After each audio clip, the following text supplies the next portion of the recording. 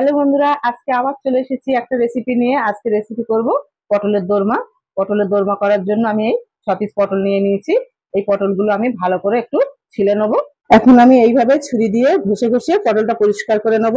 পুরোপুরি ছেলা যাবে না, সবগুলো এইভাবেই ছিলে নেব। পটলগুলো ছিলে নিয়ে পরিষ্কার করে ধুয়ে নিয়েছি। এই দেখো, সবগুলো আমি একইভাবে এইভাবে ছিলে নিয়েছি, নিয়ে পরিষ্কার করে ধুয়ে নিলাম। এখন আমি এই পটলগুলো তোমাদেরকে কেটে দেখাবো। ঠিক এইভাবে কেটে নেবে। এই দেখো, আমার কাটা হয়ে গেছে। এই একইভাবে আমি সবগুলো পটল কেটে নেব। সবগুলো পটল আমি একইভাবে কেটে নিয়েছি। এখন এই একটা চামচ দিয়ে এই ভিতরে যে দানাগুলো থাকে আমি বার করে নেব। এই দানাগুলো আমি ফেলবো না, রেখে দেবো, এগুলো আমার লাগবে। আর পটল কেটেছি যে এই মুখগুলো ছিল, এই মুখগুলো আমি ফেলিনি, এগুলো আমি রেখে দিয়েছি। এগুলো আমার লাগবে রেসিপিতে। এই একইভাবে আমি সবগুলো পটল থেকে দানাগুলো বার করে নেব।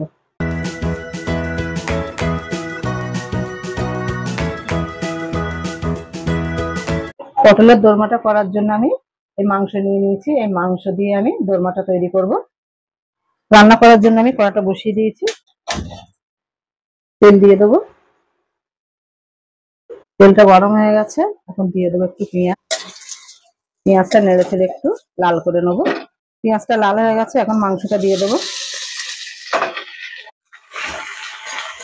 দিয়ে একটু নেড়ে দেবো। এখন এর মধ্যে লবণ দিয়ে দেবো। 10 মিনিটের জন্য ঢাকা দিয়ে রাখবো। 10 মিনিট হয়ে গেছে, ঢাকনাটা তুলে দেখবো। এই দেখো, পুরো পানিটা শুকিয়ে গিয়ে তেল ছেড়ে দিয়েছে। আমি এর মধ্যে কোনো পানি দিইনি, মাংসের মধ্যে যে পানিটা ছিল ওই পানিতে সিদ্ধ হয়ে গেছে। তোমাদের যদি মাংসটা একটু বড় বড় করে কাটা হয় তাহলে তোমরা অল্প একটু পানি দিয়ে মাংসটা একটু গলিয়ে নেবে। এখন আমি এই মাংসের মধ্যে দিয়ে দেবো আদা রসুন, দিয়ে দেবো হলুদ, গুঁড়ো লঙ্কা, ধনিয়া, গোলমরিচের গুঁড়ো, জিরার গুঁড়ো, গরম মশলা, দিয়ে দেবো একটু মিট মশলা, আর দিয়ে দেবো অল্প একটু কাশ্মীরি লঙ্কা। সবগুলো মশলা আমি নেড়ে নেড়ে একটু পাক করে নেবো। এই কিমাটা তৈরি করার সময় একদম খুব বেশি তেল দেওয়া যাবে না, একটু অল্প করে তেল দিতে হবে। এই দেখো বন্ধুরা, আমি সব মশলাগুলো সানরাইসের নিয়েছি। এই মশলাটা খুব ভালো হয়, সানরাইসের মশলাটা। তোমরা চেষ্টা করবে এই মশলাগুলো দেওয়ার। এই পটলের ভিতরে যেগুলো ছিল দানাগুলো, সেইগুলো আমি এবার এই মাংসের ভিতরে দিয়ে দেবো। এইভাবে নেড়ে চেড়ে আরো আমি 10 মিনিটের মতো রান্না করে নেব। কাঁচা লঙ্কা দিয়ে দেব, আর দিয়ে দেবো ধনিয়া পাতা। একটু নেড়ে চেড়ে মিশিয়ে নেব। মিক্সার জারে দিয়ে দেবো পোস্ত, চালমগজ, কয়েকটা কাজু। অল্প একটু পানি দিয়ে একটা পেস্ট তৈরি করে নেব।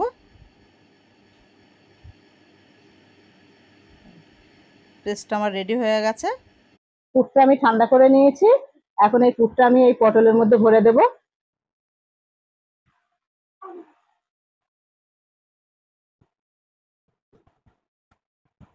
যে পটলের মুখটা কেটে রেখেছিলাম ওটা আমি মুখে দিয়ে একটা কাঠি দিয়ে আটকে দেব। পটলের মধ্যে পুর আমার ভরা হয়ে গেছে। ঠিক একইভাবে সবগুলো ভরে নেব। সবগুলো আমি পুর ভরে এই মুখটা ঠিক এইভাবে আটকে দিয়েছি। এই দেখো, যেগুলো মনে হচ্ছে খুলে খুলে যাচ্ছে সেগুলো আমি ডবল কাঠি দিয়ে দিয়েছি। এখন আমি কড়াইতে তেল দিয়ে দেবো। আমি লবণ আর হলুদটা এই পানিতে গুলে নিয়েছি। এখন আমি পটলের গায়ে মাখিয়ে দেবো। এইভাবে দিয়ে একটু হাত দিয়ে মাখাতে হবে, নাহলে হবে না। আমি লবণ আর হলুদটা মাখিয়ে নিয়েছি। এখন তেলটা গরম হয়ে গেছে, এখন তেলের মধ্যে দিয়ে দেবো। এখন আমি তেলের মধ্যে দিয়ে দেবো।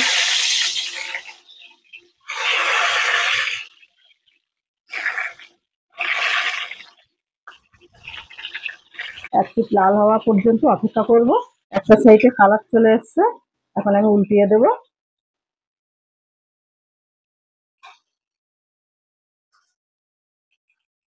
এই কাঠিটা ফোটানোর সময় কিন্তু আমি যে ভিতরটা পুরটা দিয়েছি কিমা, ওর মধ্যে কিন্তু ফোটালে হবে না, তাহলে ভাজার সময় খুলে যেতে পারে। পটলগুলো আমার ভাজা হয়ে গেছে, খুব বেশি ভাজার দরকার নেই। এখন আমি পটলগুলো তুলে নেবো। তেল দিয়ে দেবো,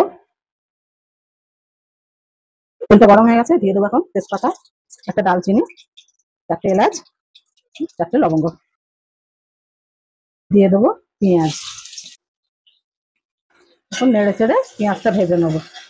তেলের সঙ্গে পেঁয়াজটা কষে নিয়েছি, এখন আমি দিয়ে দেবো একটু লবণ, আদা রসুন বাটা, একটু নেড়ে দেবো। এখন দিয়ে দেবো হলুদ,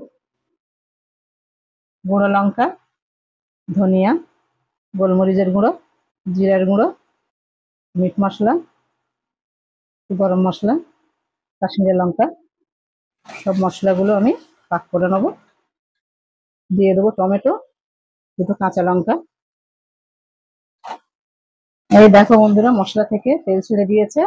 এখন আমি যে কাজু আর পোস্তর পেস্ট বানিয়ে রেখেছিলাম সেটা আমি দিয়ে দেবো।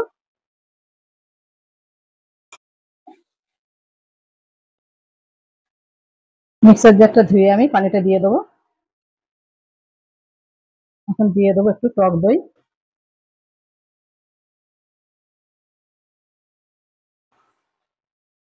দোরমা করার জন্য মশলাটা আমার রেডি করা হয়ে গেছে। আমি একে একে পটলগুলো দিয়ে দেবো।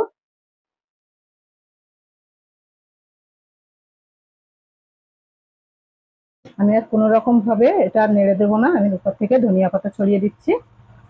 এখন আমি দিয়ে দেবো একটু রেড কাউ ঘি, দিয়ে আমি 2 মিনিটের মতো ঢাকা দিয়ে রাখবো।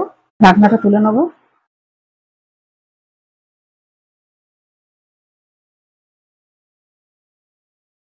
আমার পটলের দোরমাটা একদম রেডি হয়ে গেছে। আমি এই পটলের দোরমাটা মাংসের পুর দিয়ে করেছি, তোমরা চাইলে চিংড়ি মাছ বা পনির এগুলো দিয়েও করতে পারো।